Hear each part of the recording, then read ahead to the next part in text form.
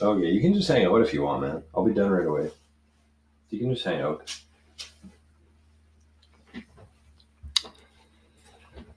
Yes, and this is a very good point here from Retro Beaver.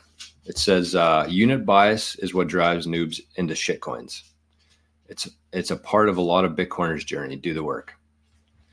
Yeah. So what he means by that is like with the unit bias is like people who are just first, starting to even open their mind up about Bitcoin or cryptocurrency or whatever it is.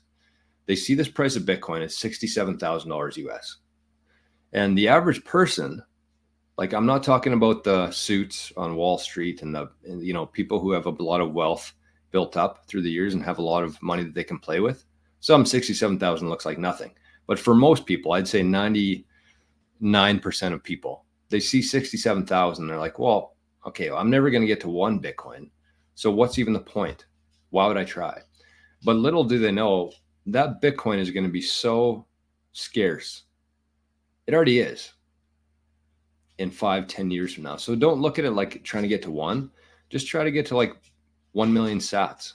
And I think if more people, there's Arnie.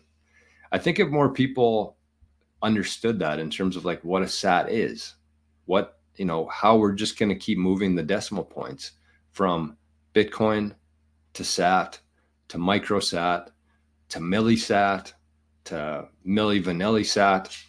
Like that's what people are missing. It's the exact same thing as land. The exact same thing happened hundreds of years ago when people came over to this side of the world, North America. There's all this land, just like there was all this Bitcoin back in 2009. And so people were grabbing up land. The first ones came over, they were grabbing up these plots of land called townships.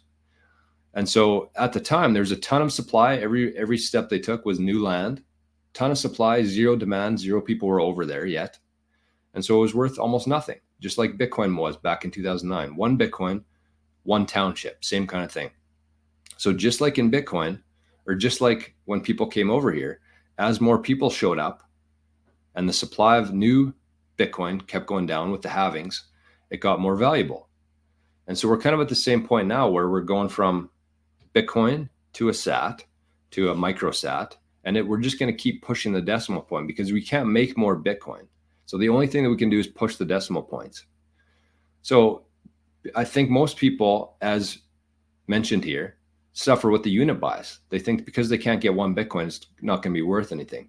But if they knew how valuable one sat was going to be in a decade from now or 50 years from now,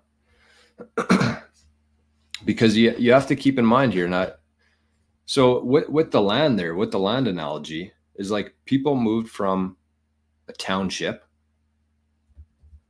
to a section of land. And as more people came over, they moved it to a half section. They kept moving the unit of measurement, and then a quarter section, and then a section, and then an acre, and then a lot. And that's kind of where we are today. But the crazy thing about that is that if you think about how valuable sats are going to be, not Bitcoin, but sats, in 2064, which is in 40 years from now,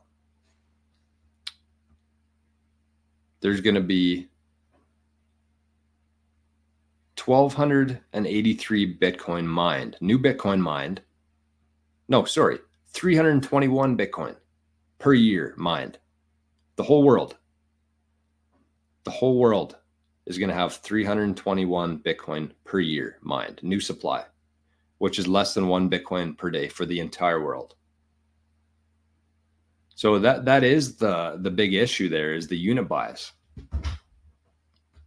But, just like he says, or she says, do the work, because once you understand that, then you understand how valuable sats are.